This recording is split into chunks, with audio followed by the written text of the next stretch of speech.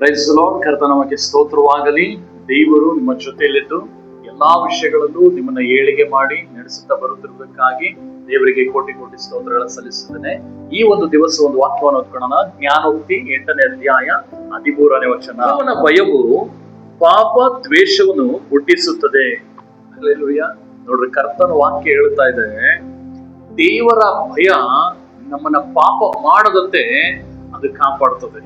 ನಮ್ಮ ಪಾಪ ಅಪರಾಧಗಳೇ ದೇವರಿಂದ ಹೊಂದಬೇಕಾದ ಆಶೀರ್ವಾದವನ್ನ, ದೇವರಿಂದ ಹೊಂದಬೇಕಾದಂತ ಅದ್ಭುತಗಳನ್ನ, ದೇವರಿಂದ ಹೊಂದಬೇಕಾದ ಬಿಡುಗಡೆಗಳನ್ನ ಹೊಂದದ ಹಾಗೆ ನಮ್ಮ ಪಾಪ ಅಪರಾಧಗಳು ತಡೆ ಮಾಡಲ್ಪಡ್ತಾ ಇದೆ.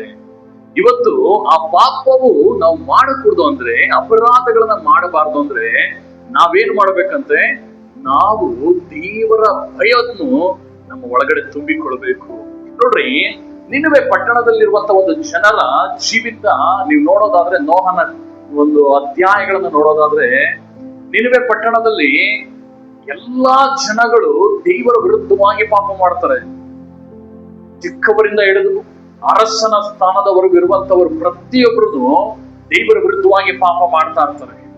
ಆ ಪಾಪ ಮಾಡುವಂತ ಜನಗಳ ಒಳಗಡೆ ಏನ್ ನಡೀತದೆ ಅಂದ್ರೆ, ಯೋನ ಅನ್ನುವಂತ ಒಬ್ಬ ವ್ಯಕ್ತಿ ಪ್ರವಾದಿ, ಯೋನ ಅನ್ನುವಂತ ಒಬ್ಬ ಪ್ರವಾದಿನ ದೇವ್ರು ಕಳಿಸ್ಕೊಡ್ತಾರೆ.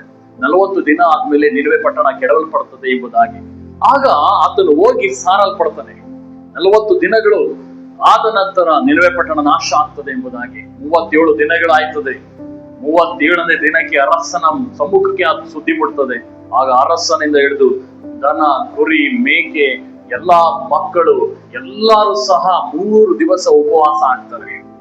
ದೇವರ ಭಯ ಪಾಪಗಳನ್ನ ದ್ವೇಷ ಮಾಡ್ತದೆ. ದೇವರ ಅವರನ್ನ ನಾಶ ಮಾಡ್ಬೇಕೆಂಬುದಾಗಿ ತೀರ್ಮಾನ ಮಾಡಿದ್ರು. ಆದರೆ ದೇವರ ಭಯ ಅವರ ಒಳಗಡೆ ಬಂದಿದ್ದ ನಿಮಿತ್ತ ಅವರು ಪಶ್ಚಾತ್ತಾಪ ಪಡ್ತಾರೆ. ಮಾಡುತ್ತಿದ್ದ ಎಲ್ಲಾ ಕೃತ್ಯಗಳನ್ನ ದೇವ್ರ ಮುಂದೆ ಒಪ್ಪಿಕೊಂಡು ಅದು ಬಿಟ್ಟು ಬಿಡ್ತಾರೆ. ಆಗ ದೇವರ ವಾಕ್ಯ ಹೇಳ್ತದೆ, ದೇವರು ಮಾಡಬೇಕಾದಂತ ಕೇಡನ ಮಾಡದೆ ಮನ ತಿರುಗದ್ರಂತೆ. ಯಾಕೆ ಮಾಡಬೇಕಾದ ಕೇಡನ್ನ ಮಾಡದೆ ಮನ ತಿರುಗಿದ್ರು? ಅದ್ರ ವಾಕ್ಯವನ್ನ ಚೆನ್ನಾಗಿ ಓದೋದಾದ್ರೆ, ಅವ್ರು ಮಾಡುತ್ತಿದ್ದಂತ ಕೃತ್ಯಗಳನ್ನ ಅವರು ಎಲ್ಲವನ್ನ ಒಪ್ಪಿಕೊಂಡು ಬಿಟ್ಟು ಬಿಟ್ರಂತೆ. ದೇವರ ಭಯ, ದೇವರ ಮಾತಿನ ಭಯ ನಿನ್ನ ಜೀವಿತವನ್ನು ಆಶೀರ್ವಾದ ಮಾಡುತ್ತದೆ. ನಿನಗೆ ಕೇಳಿರುವುದಾದರೂ ನಿನ್ನ ಪಾಪದ ಅರಿಕೆ, ನಿನ್ನ ಕೇಡಿನಿಂದ, ಮರಣದಿಂದ, ಶಾಪಗಳಿಂದ, ರೋಗ ವ್ಯಾಧಿಗಳಿಂದ ನಿನ್ನನ್ನ ದೇವರು ಗುಣಪಡಿಸುವಂತವರು, ಬಚಾವ್ ಮಾಡುವಂತವರು, ತಪ್ಪಿಸುವಂತವರು ದೇವರಾಗಿದ್ದಾರೆ.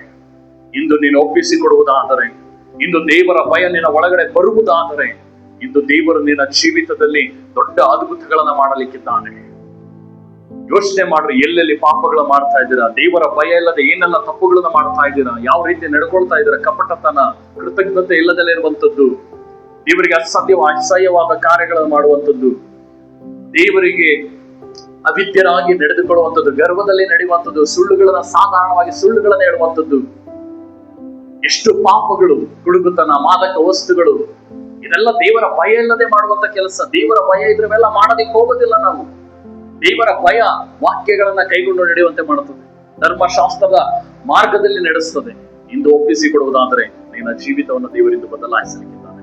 ನಿನ್ನ ಮೇಲೆ ಏನೋ ಒಂದು ಕೇಡು ಬರಲಿಕ್ಕಿದೆಯಲ್ಲ, ಆ ಕೇಡನ್ನ ದೇವರು ತಪ್ಪಿಸುವಂತ ದೇವರಾಗಿದ್ದಾರೆ. ಮನ ತಿರುಗದಕ್ಕೆ ರೆಡಿ ಇದ್ದೀರಾ? ಇವತ್ತೇ ಯಾರೆಲ್ಲ ದೇವರೇ ನಿನ್ನ ಧರ್ಮಶಾಸ್ತ್ರಕ್ಕೆ ದೇವರೇ ಭಯಪಟ್ಟು, ನಿನಗೆ ಭಯಪಟ್ಟು ಇಂದು ತಮ್ಮನ್ನ ತಾವು ಒಪ್ಪಿಸಿಕೊಡ್ತಾ ಇದ್ದರು, ಹಿಂದೆ ಅವರ ಮೇಲಿರುವಂತ ವ್ಯಾಧಿಗಳು ನೀಗಲಿ, ಹಿಂದೆ ಅವರ ಮೇಲಿರುವಂತ ಕೇಡುಗಳು ನೀಗಲಿ, ಹಿಂದೆ ಅವರ ಮೇಲಿರುವಂತ ಶಾಪಗಳು ನಿನ್ನ ರಕ್ತದಿಂದ ಶುದ್ಧೀಕರಿಸಲ್ಪಡಲಿ, ಹಿಂದೆ ಅವರ ಆಶೀರ್ವಾದಕ್ಕೆ ಪಾತ್ರರಾಗಿ ಮಾರ್ಪಡಲಿ, ಈಗಲೇ ಅವರ ಅದ್ಭುತವನ್ನು ಹೊಂದಿಕೊಳ್ಳಲಿ, ಈಗಲೇ ಬಿಡುಗಡೆ ಹೊಂದಿಕೊಳ್ಳಲಿ. ಯೇಸುವೆ, ನೀನು ಬಿಡುಗಡೆ ಕೊಟ್ಟಿದ್ದಕ್ಕಾಗಿ ಸ್ತೋತ್ರ. ಅವರ ಪಾಪಗಳನ್ನ ಕ್ಷಮಿಸಿದ್ದಕ್ಕಾಗಿ ಸ್ತೋತ್ರ.